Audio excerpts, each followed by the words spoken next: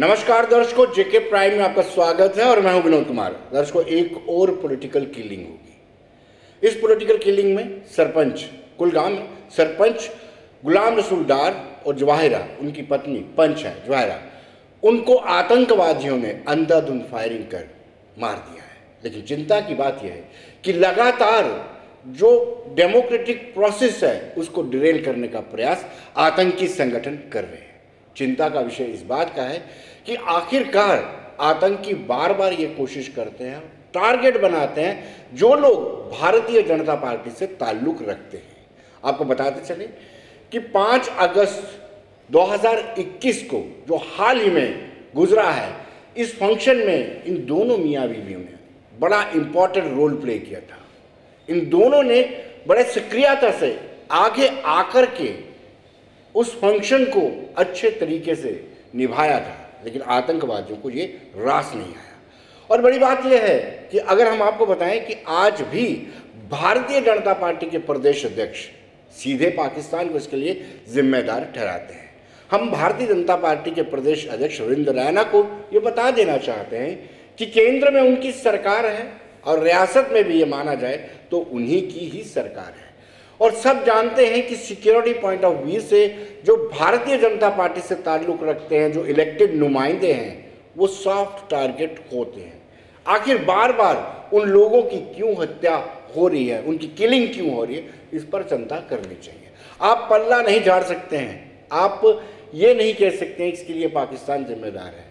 पहले हम आपको बताते हैं कि रविंद्र रैना किस तरीके से कह रहे हैं कि ये पाकिस्तान इसके लिए रिस्पॉन्सिबल है, आतंकी संगठन इसके लिए रिस्पॉन्सिबल है और उनको मुंह तोड़ जवाब दिया जाएगा।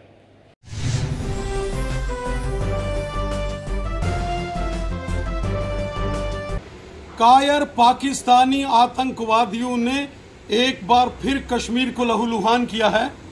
कश्मीर घाटी के कुलगाम में भारतीय जनता पार्टी के किसान मोर्चे के अध्यक्ष गुलाम रसूल डार साहब और उनकी श्रीमती जवाहिरा जी को पाकिस्तान के कायर आतंकवादियों ने एक कायराना हमला करके उनकी निर्मम हत्या कर दी है।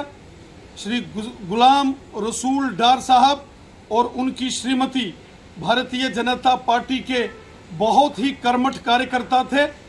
अभी हाल ही में 5 अगस्त धारा 370 के 2 वर्ष समापन पर पूरे कुलगाम, अनंतनाग और लाल चौक जैसे क्षेत्रों में बड़ी शान से तिरंगा झंडा फहराने वाले गुलाम रसूल डार साहब और उनकी श्रीमती जवाहिरा जी की निर्मम हत्या पाकिस्तान के दरिंदे आतंकवादियों ने की है। एक बार फिर कश्मीर घाटी को इन दरिंदे पाकिस्तान के कायरों ने लहूलुहान किया है। पाकिस्तान और आतंकवादी कश्मीर को कब्रिस्तान बनाने की साजिश कर रहे हैं। पाकिस्तान और आतंकवादी चाहते हैं कि कश्मीर को बुरी तरीके से लहूलुहान किया जाए। इन कायर पाकिस्तानियों को जमीन के पाताल से भी निकालकर मौत के घाट उतारेंगे।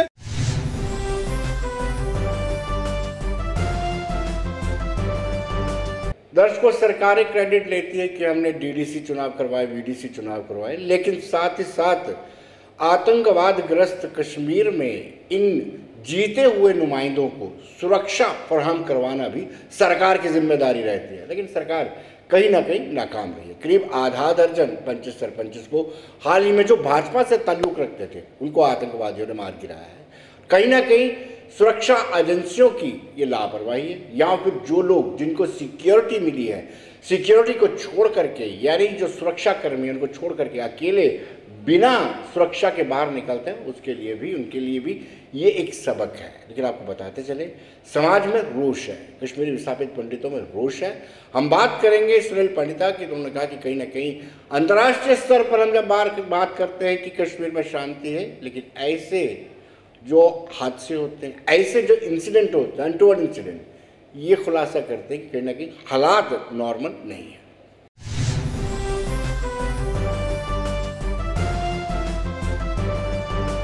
हमारे एक अजीज सरपंच साहब गुलाम रसूल साहब की और उनकी बेगम ज़हूरा की आज शहादत हुई है कि जो कुछ मिलिटेंटों ने उनकी किलिंग की है मैं सरकार से ये पूछना चाहता हूं, एक तरफ से आप कहते हो कि कश्मीर के हालात ठीक है और ये आज मुझे लगता है जो है 7वां सरपंच पंच की जो है किलिंग हो रही है कश्मीर में इसी 2-4 महीने में। और मैं कहता हूं सरकार से, एक तरफ से आप कहते हो कश्मीर के हालात ठीक हुए हैं, दूसरी तरफ से अगर यही चीज होगा तो क्या आप ये इंटरनेशनल कम्युनिटी को आप ये दिखाना चाहते हो, क्या आप ये यूनिवर्स आप जो है वर्ल्ड को ये दिखाना चाहते हो कि कश्मीर के हालात ठीक है? और ये तो आपके सामने सामने है, क्योंकि जो सरपंच और पंचों की किलिंग जो है अब कंटिन्यू हो रही है। मैं ये भी कहना चाहता हूं सरकार से, आप एटलीस्ट जो है कम से कम सरपंच और पंचों की जो है कम से कम आप इनको जो है वहां पर सिक्योरिटी दिया जाते। तो मुझे लगता है कि सरकार कहीं न कहीं जो है फेल हो रही है। ये खाली जो आपने पॉलिटिकल मोटिव के साथ साथ ये है, क्योंकि मामूली सी बात नहीं, ये कम से कम 2 से 2,500 हमारे पंच और सरपंच है जो पूरे कश्मीर में जिन्होंने भारत का नाम रोशन किया, जिन्होंने भारत का नाम रखा है। लेकिन उसके बाद अगर ऐसी ही किलिंगें होती रही तो मुझे लगता है जो आने वाले दिनों में जो है क्या सरकार के लिए भी ये परेशानी हो।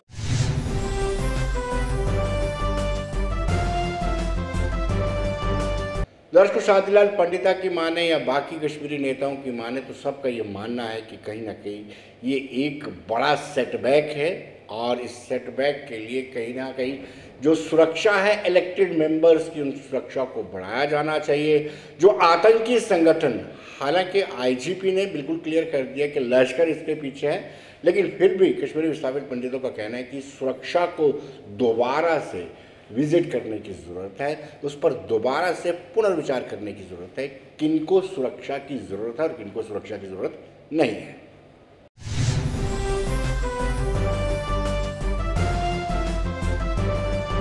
आज गुलाम रसूल डार और उसकी अहलिया को अनंतनाग लाल चौक में मिलिटेंटों ने बेदर्दी से मारा। हम उसकी कड़ी निंदा करते हैं, लेकिन इस सरकार से पूछना चाहते हैं, जो बड़े दावे करते हैं कि कश्मीर में नॉर्मलसी हुई है, लेकिन यही सरकार है जो पॉलिटिकल वर्करों को सेफ्टी सिक्योरिटी नहीं दे सकती है और वहाँ लोगों को मारा जाता है। खासकर जिन्होंने इलेक्शनों में हिस्सा लिया और इलेक्शन लड़े, उनको आज मारा जाता है। ये बड़ी दुख की बात है कि ये सरकार टस से मस नहीं हो रही है और उनको तहफ़्फ़ुज़ नहीं दे रही है, जिनको इन्होंने इलेक्शन लड़वाया और आज उनको मारते हैं। हम इस किलिंग की निंदा करते हैं और सरकार से कहना चाहते हैं, आपने दफ़ा 370 उठाने के बाद 35A उठाने के बाद बड़े वादे किए थे कि कश्मीर में नॉर्मलसी हुई है, वो नॉर्मलसी कहीं भी नज़र नहीं आती है।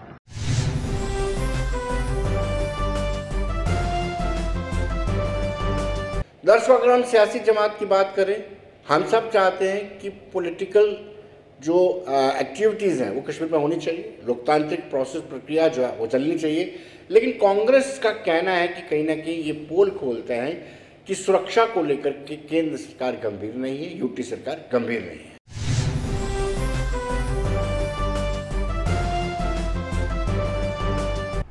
आज जिस तरह से आतंकवादियों ने गुलाम रसूल डार और उनकी पत्नी की निर्मम हत्या की है, उसकी जितनी भर्त्सना की जाए उतनी कम है। और ये हत्या फिर से एक बार केंद्र सरकार के उन झूठे दावों की पोल खोलता है कि उन्होंने आतंकवाद का लगभग खात्मा कर दिया है। मैं केंद्र सरकार को ये जताना चाहता हूं कि जिस प्रदेश में इलेक्टेड पंच और सरपंच की निर्मम हत्या हो रही हो, उस प्रदेश की जो आवाम है वो कैसे सुरक्षित रह सकती है। लोकतंत्र को बचाने के लिए और लोकतंत्र में इलेक्टेड रिप्रेजेंटेटिव को बचाने के लिए केंद्र सरकार नाकाम रही है। और मैं केंद्र सरकार से ये अपील करता हूं कि इन सभी जो इलेक्टेड पंचिस सरपंचिस हैं, इनकी सुरक्षा का खास ध्यान किया जाए, इनकी सुरक्षा का बंदोबस्त किया जाए ताकि ये लोग सुरक्षित रह सकें।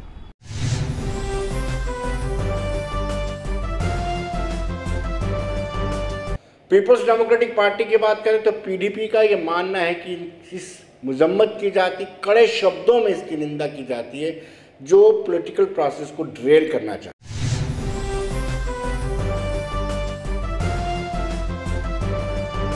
कश्मीर के अनंतनाग में एक सानहा पेश आया है जिसमें कुलगाम के एक सरपंच गुलाम रसूल साहब और उनकी अहलिया का दिन दहाड़े कत्ल किया गया है। पीपल्स डेमोक्रेटिक पार्टी इस हादसे, इस सानहा और इस कत्ल को पुरजोर अल्फाज में हम इसकी मजम्मत करते हैं और हम इस चीज़ को बार बार दोहराते हैं कि तशद्दुद कभी भी किसी चीज़ का जरिया नहीं हो सकता। तशद्दुद का रास्ता जो है वो कभी कोई गोल अचीव करने के लिए नहीं हो सकता। कोई भी एक्ट ऑफ वायलेंस जो है उसे पीपल्स डेमोक्रेटिक पार्टी हमेशा से नकारती आ रही है और हमेशा से कंडम करती है।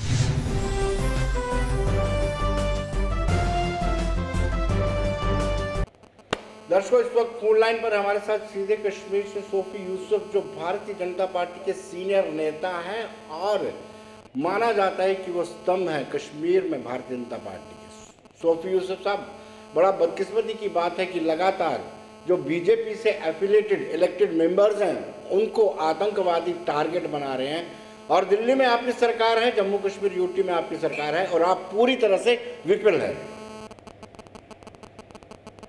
देखिए विनोद जी, आज ये बड़ा दुख हम सबको हुआ है। हमारी 18 करोड़ देश जो हमारे देश के कार्यकर्ता है जी, उनकी आंखें कम हो चुकी हैं कि आज भी यही ताकतें जो है भारतीय जनता पार्टी के कार्यकर्ताओं के पीछे लगे। आज हमारे किसान मोर्चे के डिस्ट्रिक्ट प्रेसिडेंट गुलाम रसूल साहब और उनकी अहलिया जो मंच थी, उनको जो है घर में घुस के मिलिटेंटों द्वारा मारा गया।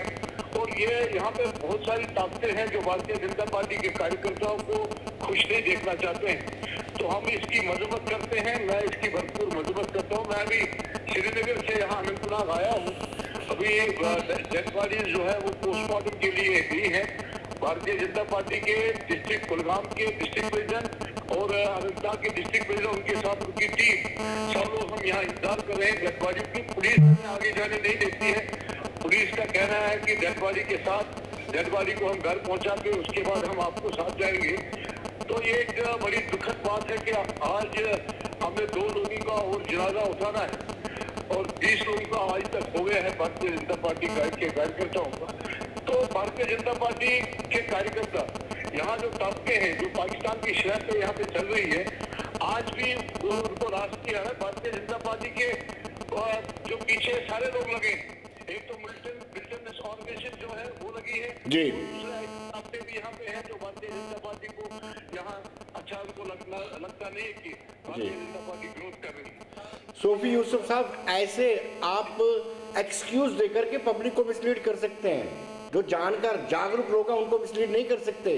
केंद्र में आपकी सरकार है, सुरक्षा एजेंसियां आपके अधीन आती हैं, उसके बावजूद भी आप रिव्यू नहीं कर पाते हैं कि कौन सॉफ्ट टारगेट है, किसको सिक्योरिटी की जरूरत है।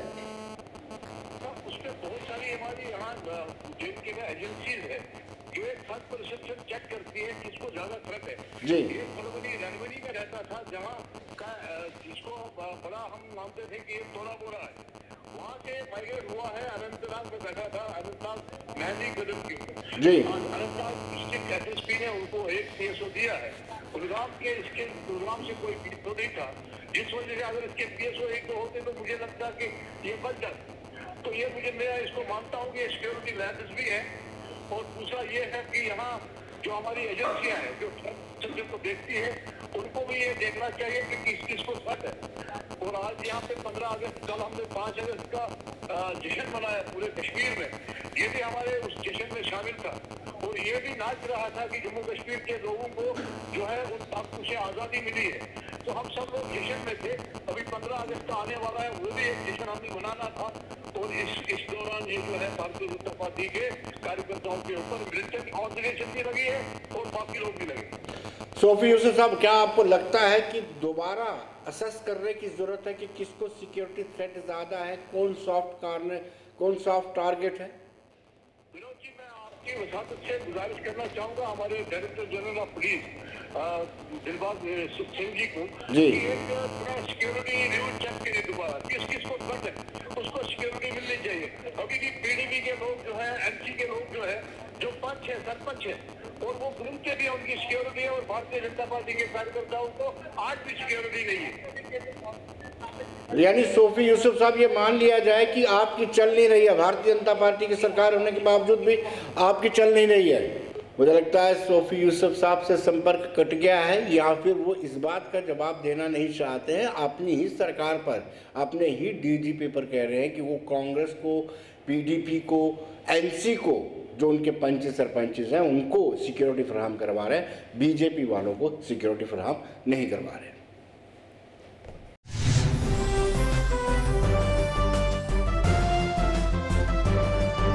दर्शकों, ग्राउंड जीरो से हमारे साथ सीधे जुड़ चुके हमारे सीनियर सहयोगी फिदा हुसैन। फिदा, आप हमें ये बताइए कि क्या वाकई में इनको सिक्योरिटी थ्रेट था, सिक्योरिटी लैप्सेस मानते हैं आप इसको? देखिए विनोद, जहाँ पर अगर हम सिक्योरिटी की बात करेंगे, सिक्योरिटी देने की और सिक्योरिटी ना लेने की, ये दो चीजें हैं। लेकिन इन दोनों चीजों पे भारतीय जनता पार्टी ने अपनी जो प्रतिक्रिया है वो सामने रखी है। लेकिन ये हमला 3:30 से 4 बजे के आसपास जो अनंतनाग का बाईपास इलाका है, जहाँ पर किसान मोर्चा के जो जिला अध्यक्ष थे, उसकी जो पत्नी है वो वहाँ पे रहती थी, साथ ही सरपंच भी है और इसकी जो पत्नी है वो पंच थी। और वहाँ पर अंधाधुंध गोलियां चलती है और अंधाधुंध गोलियों में ये दोनों मियां बीवी जो है ये घायल हो जाते हैं। घायल स्थिति में इनको वहाँ पर गवर्नमेंट मेडिकल कॉलेज लिया जाता है, लेकिन दोनों को मृत्यु घोषित किया गया। लेकिन उसके बाद जब गोली चली तो वहाँ पर सिक्योरिटी फोर्सेज ने पूरे इलाके को कॉर्डन में ले लिया, हमलावरों की तलाश शुरू की गई। इसके पीछे लश्कर तैयबा का हाथ बताया गया। और अभी जब हमारी बात भी हुई, जो पार्टी के उपाध्यक्ष है सोफी मोहम्मद यूसुफ, उनका साफ कहना है कि पार्टी के कार्यकर्ताओं को निशाना बनाना, इससे पहले भी हमारे कार्यकर्ताओं को ही निशाना बनाया गया, लेकिन इससे हमारे हौसले जो है वो पस्त नहीं होंगे। हम आगे बढ़ रहे हैं और हमारा जो जनाधार है वो कहीं ना कहीं पर आए दिन बढ़ ही रहा है। यहाँ पर इस वक्त भी मौजूद है पार्टी के जितने भी नेता हैं, चाहे वो कुलगाम से हो चाहे वो अनंतनाग से हो, सभी के सभी। फिदा सवाल ये उठता है, क्या इस तरह की सिलेक्टिव किलिंग जो भारतीय जनता पार्टी से ताल्लुक रखते हैं, उनकी किलिंग के बाद लोग भारतीय जनता पार्टी से परहेज कर रहे हैं, साइडलाइन कर रहे हैं? देखिए, पार्टी छोड़ना और पार्टी में आना ये तो एक और तस्वीर है जी। जिस तरह से पार्टी कहती है, जिस तरह से पार्टी का अगर हम देखेंगे दक्षिण कश्मीर में जो उनका जनाधार है वो कहीं ना कहीं पर बढ़ता हुआ नजर आ रहा है। जिस तरह से पार्टी के अध्यक्ष खुद बोलते हैं, पार्टी के अध्यक्ष खुद यहाँ पर आते हैं, पार्टी के अध्यक्ष खुद बोलते हैं कि हाँ यहाँ पर हमारे कार्यकर्ता जो है वो पार्टी के साथ जुड़ रहे हैं। अब ये क्योंकि अभी मामला है क्योंकि यहाँ पर गोली चली है, जिसमें फिर से पार्टी के जो एक जिला अध्यक्ष थे और उसकी जो पत्नी है जो पंच थी और उनका जो पति था वो भी सरपंच था, उनको गोली का निशाना बनाया गया। विनोद, लेकिन फिर सवाल अब ये उठता है, बार बार मैं ये कह रहा हूँ, क्या इससे पार्टी को डेंट पड़ा है, पार्टी को नुकसान हुआ इस किलिंग से? क्योंकि करीब आधा दर्जन नुकसान, देखिए पार्टी को नुकसान तो जरूर होता है। जब भी पार्टी का कोई कार्यकर्ता जो है गोली का निशाना बनता है तो कहीं ना कहीं पर जो पार्टी है, पार्टी को नुकसान तो पहुंचता ही है, क्योंकि पार्टी के लिए ही वो आए थे, पार्टी के लिए ही वो काम करते थे। सरपंच भी थे इलाके के, पंच भी थी, उसकी जो पत्नी है। और इसके साथ साथ मैं आपको बता दूं विनोद यहाँ पर कि जिस तरह से ये किलिंग हुई है उसके बाद सिक्योरिटी फोर्सेज ने वहाँ पर पूरे इलाके को कॉर्डन में ले लिया, हमलावरों की तलाश जारी है। बहुत शुक्रिया। तो दर्शकों, फिदा हुसैन जो हमारे सीनियर सहयोगी हैं, ग्राउंड जीरो से बोल रहे थे, उनका ये कहना है कि कहीं ना कहीं लश्कर का इसमें हाथ है, आईजीपी ने भी ये कंफर्म किया है। लेकिन सवाल अब ये उठता है कि अगर जो लोग भारतीय जनता पार्टी से ताल्लुक रखते हैं और इलेक्टेड रिप्रेजेंटेटिव हैं, अगर उनकी लगातार किलिंग होती जाती है तो पार्टी को नुकसान होगा। और चिंता का विषय यह है कि केंद्र में आपकी सरकार है, जम्मू कश्मीर यूटी में आपकी सरकार है, और उसके बावजूद भी ऐसा हो रहा है, बीजेपी के लोगों की किलिंग हो रही है। तो ये चिंता का विषय जो है भारतीय जनता पार्टी के लिए, शीर्ष नेतृत्व या भारतीय जनता पार्टी के नेतृत्व को इस पर पुनर्विचार करना।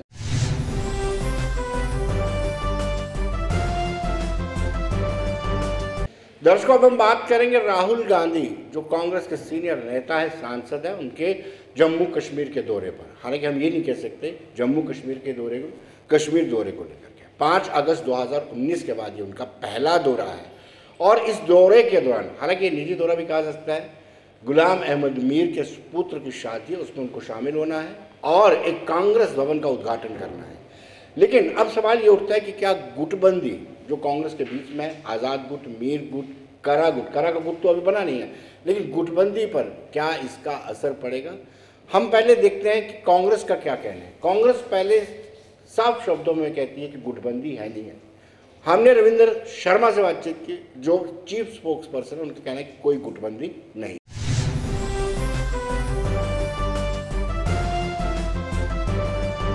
ये बहुत उत्साह की बात है कि हमारा राष्ट्रीय नेतृत्व जो है वो आज शाम श्रीनगर पहुंच गए हैं। वैसे तो दौरा 3 दिवसीय होना था, लेकिन क्योंकि पार्लियामेंट सेशन में है और समय नहीं निकाल सके, तो नहीं तो जम्मू से शुरू होना था, माता वैष्णो देवी जो उन्होंने जाना था, यहाँ के कार्यकर्ताओं मिलना था। अब जम्मू के भी चीटा नेता जो है उन्होंने कश्मीर बुलाए हैं, और कश्मीर में एक तो सोशल फंक्शन है, जिस मैरिज फंक्शन को शाम को अटेंड करेंगे, और कल सुबह वो कांग्रेस दफ्तर जाएंगे 11 बजे, जो नई बिल्डिंग का उद्घाटन करेंगे। कांग्रेस के कार्यकर्ताओं और नेताओं से बात करेंगे। उससे पहले वो माता खीर भवानी सुबह जाएंगे, हजरत बल श्राइन जाएंगे, छठी बादशाही जाएंगे, कहीं और के दौरे हो सकते हैं, लेकिन मुख्य तौर पे एक मैरिज फंक्शन और कल पार्टी हेडक्वार्टर का छोटा कार्यक्रम है, जिससे वो कार्यकर्ताओं से नेताओं से मिलेंगे। आपको याद होगा कि जब राहुल गांधी जी पोस्ट 5 अगस्त के बाद आए थे, तो गुलाम नबी आज़ाद साथ में एयरपोर्ट से उनको वापस भेज दिया गया था, और वो ज़रूर आए, यहाँ नेताओं से मिले, लेकिन वो पार्टी के चेयरमैन हैं टास्क फोर्स के, और जो रिलीफ की है और बाकी भी कई चीज़ों पे उनकी राय ली जाती है, इसलिए लोगों को देखने में परसेप्शन भी अलग हो सकती है। इसलिए ये तो एक सोशल फंक्शन में आ रहे हैं, और एक हमें दफ्तर के उद्घाटन के लिए वो साथ में इस काम को कर लेंगे, तो क्योंकि हमारे प्रेसिडेंट के बेटे की शादी है, तो उसके लिए वो उनको आना पड़ा है, और शायद विजिट पे वो आ रहे हैं।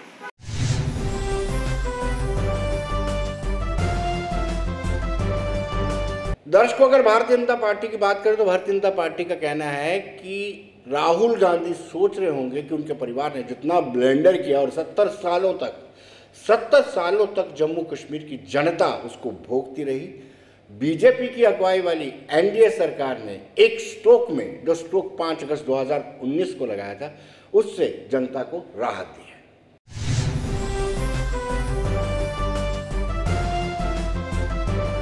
बहुत हैरानी और परेशानी में राहुल गांधी जी आज कश्मीर पहुंचे हैं। हैरानी परेशानी का कारण है कि किस तरह से उनके पड़नाना की हुई गलती को भाजपा ने 5 अगस्त 2019 को हमेशा के लिए खत्म कर दिया। किस तरह से भाजपा ने 60-70 साल की कत्लो गारत, कश्मीरी पंडितों का जीनोसाइड, फौजियों की शहादतें, किस तरह से उन सब के ऊपर लगाम लगा दी। इसी हैरानी और परेशानी में राहुल गांधी जी आज कश्मीर का दौरा कर रहे हैं।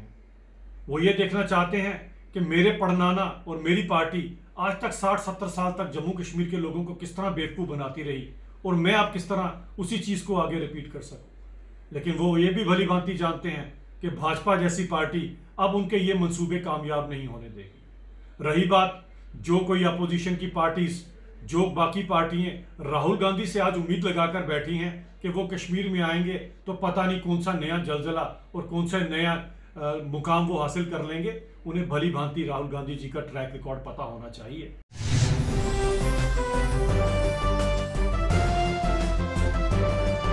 दर्शकों, नेशनल कॉन्फ्रेंस ने भी अपनी प्रतिक्रिया जाहिर किया और उन्होंने कहना है कि इस दौरे से कहीं ना कहीं पार्टी को लाभ होगा।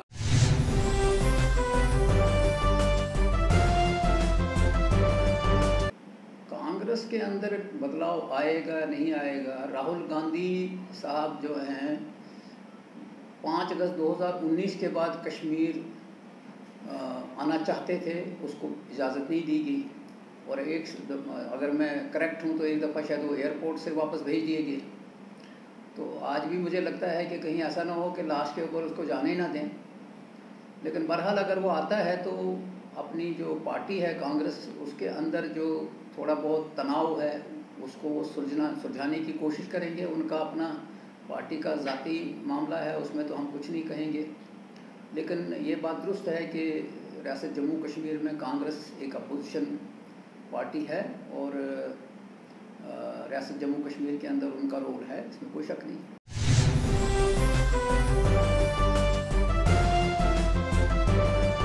दर्शकों, आतंकवादी अपनी गतिविधियों को जम्मू प्रोविंस में और ज़्यादा बढ़ाना चाहते हैं। हालांकि एक वक्त था जब जम्मू प्रोविंस में आतंकवाद पूरी तरह से ख़त्म हो चुका था, लेकिन अब हमने देखा राजौरी में भी आतंकियों के साथ मुठभेड़ हुई, और उसके बाद कुछ असलह भी बरामद हुआ, पुंछ में भी असलह बरामद हुआ।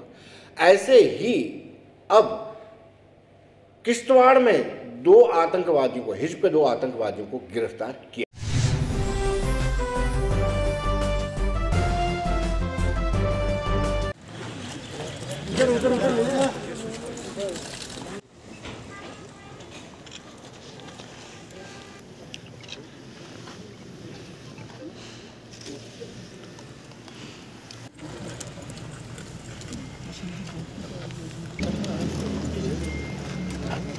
एक रात को हम 11:30 बजे को हमने इसको अपहरण किया। So upon the revelation and interrogation of the people, we found some of the materials and some of the what you call arms and ammunition. So they were like this: a pistol and magazine and UBGL thrower and other related material. So it is a great success for the entire team and I congratulate them. And not only that, the youth were just involving in this kind of activities, and they are getting the support system from somewhere else. And we are warning everyone, the youth also, that they should not indulge in such kind of activities, or they should not be get motivated by any means to join the militancy. So once again, it is a great success for the entire team, police, army and the paramilitary forces who are.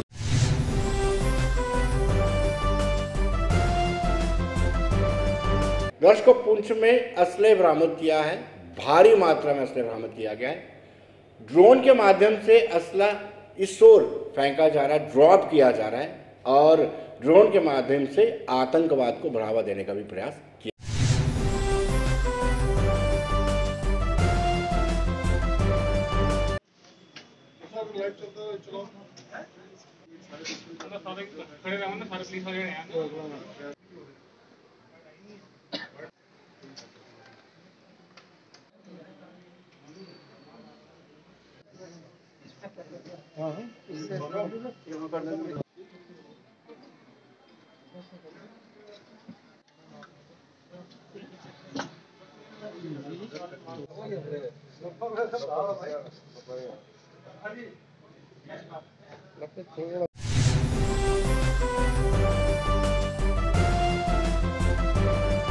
दर्शकों, सांबा में संदिग्ध लोगों को देखने के बाद search operation जारी है। चप्पे चप्पे पे तलाशी ली जा रही है।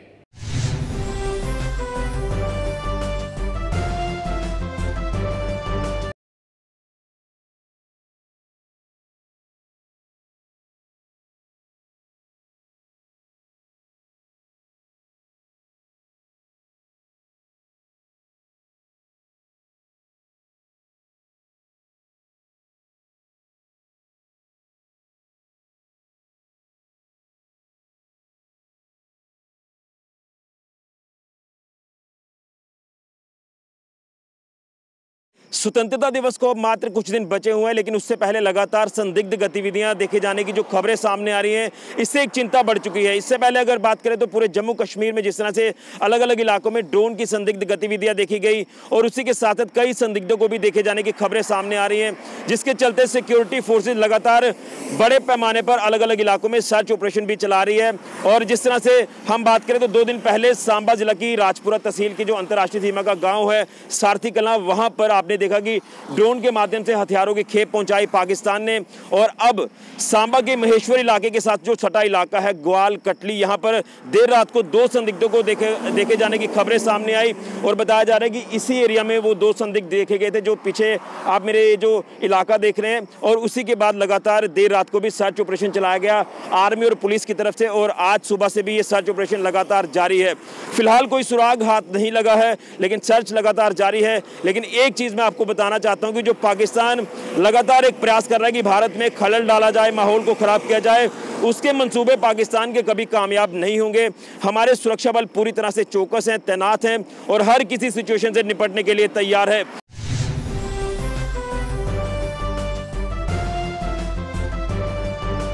तो दर्शकों, बने रहिए देश दुनिया की खबरों के लिए। मुझे दीजिए इजाजत।